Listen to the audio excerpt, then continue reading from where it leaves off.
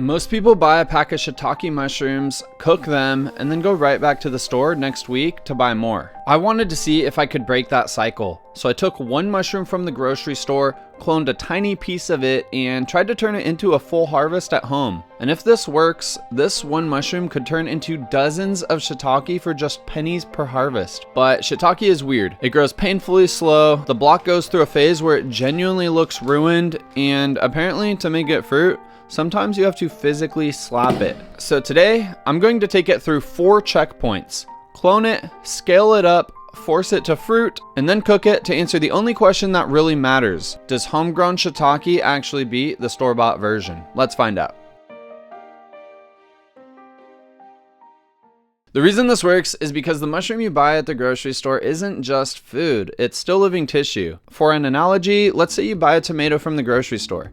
You might be able to save the seeds and grow a new tomato plant, tree, bush, whatever it is, I don't know. But with mushrooms, you can do something even cooler. You can take a tiny piece of living tissue from inside the mushroom, put it in a petri dish, and that tissue can start growing into mycelium. And mycelium is basically the building blocks of fungus.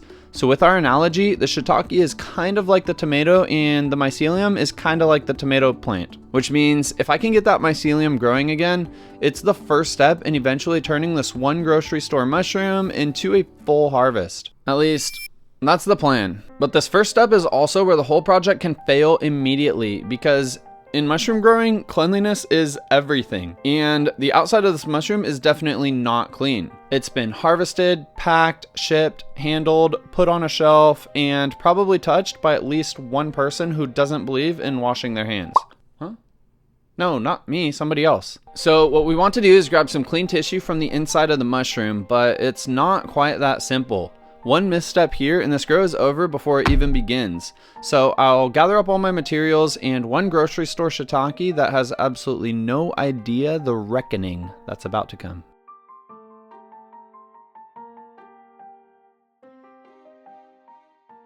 The goal here is pretty simple. Keep everything as clean as possible, expose the clean inner tissue, and get a tiny piece of that tissue onto agar before anything dirty gets in the way. So I'm taking alcohol and spraying down my workspace, my tools, my gloves, and basically anything that might come near this mushroom. Now, using a knife to cut this open will contaminate all the clean inner mushroom tissue. So instead of cutting, I'm going to tear the mushroom in half. And right inside is this clean white inner tissue that I'm looking for. I only need a tiny piece of this, so I'll rip it off with my tweezers and throw it onto my agar plate. Then I just close up the plate, and now the real test begins. Over the next few days, we should see some tiny white strands growing away from that sample. If we're going to grow mushrooms, we need this step to succeed. If I wasn't clean enough and let some bacteria in, the whole unlimited shiitake dream will die right here. After a few days, I started seeing exactly what I was hoping for. Little white strands growing out from the tissue sample. That's the mycelium I told you about, and this is one of my favorite parts of mushroom growing because it feels like nothing is happening and then suddenly, life. That tiny piece of grocery store mushroom is now actively growing on agar, and thankfully there were no weird colors, no mystery colonies, and no beautiful petri dish full of bacterial garbage. So first checkpoint passed, we have our mycelium from our grocery store mushroom, but agar itself is not going to grow us dinner. This is really just the first step, and what we need to do with this agar now is expand it. And that means moving the mycelium onto some grain. This part is all about scaling up our grow. So I'm moving a small wedge from this agar plate into a sterilized grain jar. And sterilized is really the key word here because while grain is basically a buffet for mycelium, it's also a buffet for molds and bacteria. And this is exactly why I don't recommend taking that fresh mushroom tissue and dropping it straight into your grain jar. It might work, but agar gives us that opportunity to visually see everything on our plate and make sure there are no contaminants growing in the stuff that we put into our grain jar. Once I did my transfer, all I could really do at this point is wait. And this is really where shiitake started testing my patience. Some mushrooms just absolutely rip through grain and make you feel like a genius. Shiitake moves at the speed of the DMV. For a while, I wasn't sure if this was working or stalling or just taking its sweet time, but fortunately, that grain eventually turned white. Second checkpoint passed.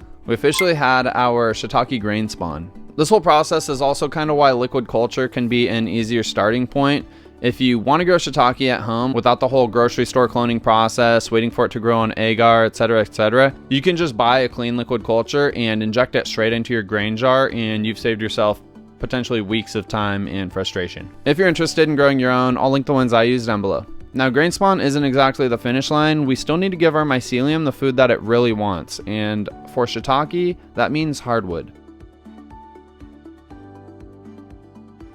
At this point, the grain spawn is alive, but it's still not enough to grow real mushrooms. The grain is an expansion from the agar plate, and this gives us vigorous mycelium. But now I need to give this shiitake its actual meal. Like I mentioned, shiitake is a wood-loving mushroom. In nature, it normally grows on fallen hardwood logs. So when we're growing indoors, the way we recreate that environment is with hardwood sawdust or these hardwood pellets. For this grow, I'm just going to be using some hardwood pellets with a little bit of wheat bran added to it to give it some extra nutrition. So I'll take my colonized grain, pour it into my hardwood substrate, seal everything up, and then we wait again.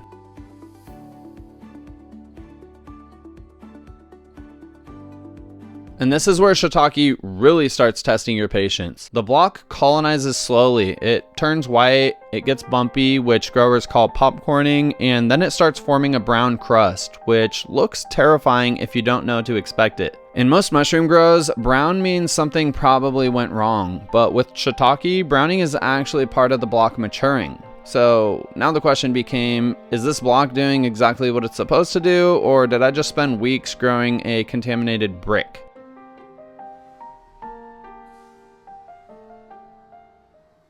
Thankfully, this was not contamination. This ugly brown crust was exactly what I wanted. Now it was time to stop growing mycelium and convince this thing to actually grow mushrooms. Just when you thought it couldn't get more weird, shiitake has one final trick up its sleeve. Sometimes it likes to be hit. To initiate fruiting, I took the block out of its bag, soaked it in chlorine-free water for several hours, put it in the fridge overnight, and then I slapped it. I don't know who first discovered that smacking a shiitake block could actually help trigger fruiting, but I can figure some frustrated grower staring at a stubborn block thinking, you know what, maybe today, violence is the answer. Not my most scientific moment, but honestly not my least either. Now, I'm not saying the slap was the only reason this worked, but after the soak, the cold shock, fresh air, and a little emotional damage, the block finally started doing what I needed it to do.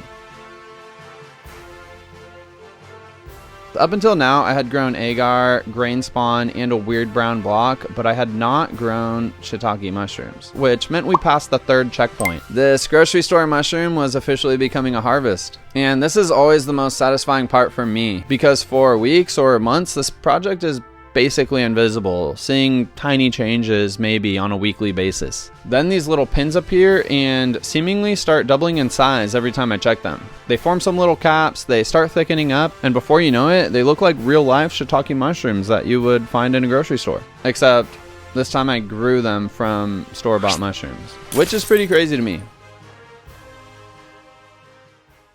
So I'm going to harvest these by cutting them at the stem as close to the block as I can get. Now we finally have the answer to our first question. Can you take one grocery store mushroom and turn it into an entire harvest? Yes. But that still leaves the most important question. Was it actually worth it? Because technically this did work, but it also took quite a long time. It required agar, grain, substrate, patience, a little bit of violence. So before I can really say whether or not this was worth it, I have one final test, and that of course is the taste test. Now for the final test, I really wanted to cook these in a way that let the shiitake shine, and so what I decided on was a high protein, high fiber mushroom stroganoff. I'm going to use my homegrown shiitakes, some garlic, some white wine, some broth, some Greek yogurt, and lentil pasta. To do this, I'll start with throwing some ghee in a hot pan, then add a small diced onion and let that soften for about a minute.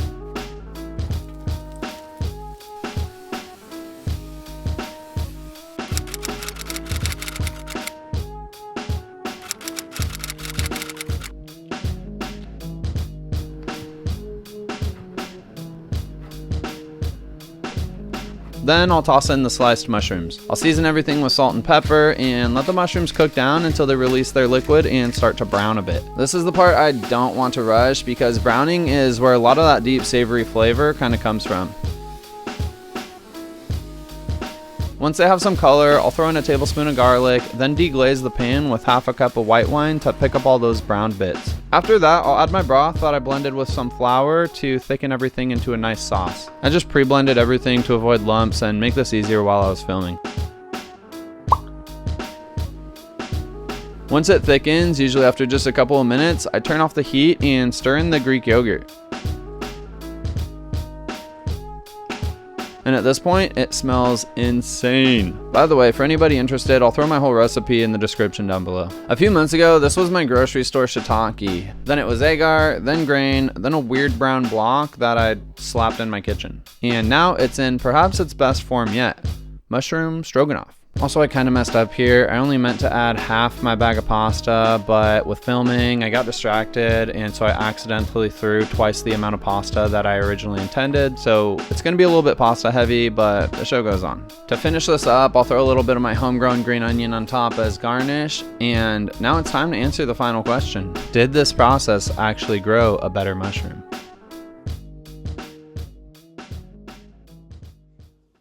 Here we go, a moment of truth.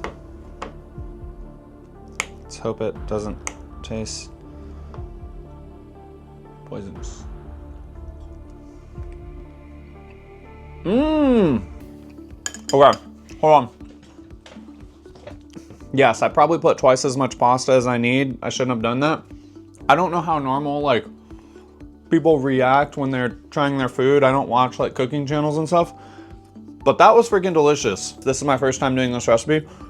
I'm genuinely amazed that it came out this delicious. Honestly, I'm genuinely blown away, and maybe part of that is just because I grew this myself, but I'm not even exaggerating. I swear this was the best batch of mushrooms I've ever had in my life. And I've been growing mushrooms for a good bit now, so rest assured I've tried plenty. I will say, even when I was harvesting these mushrooms and comparing them to the mushrooms that I had purchased from the grocery store, they literally just felt and looked so much better. Maybe it's because I had literally torn them off the block that they were growing on 2 minutes before I chopped them up. I know I've said it in previous videos, but there really is just something that's so cool about eating something that you've grown yourself. The entire core of this meal just started off as a tiny little piece of mushroom tissue on some agar, and now it's dinner. That's pretty hard to beat. So was all this practical?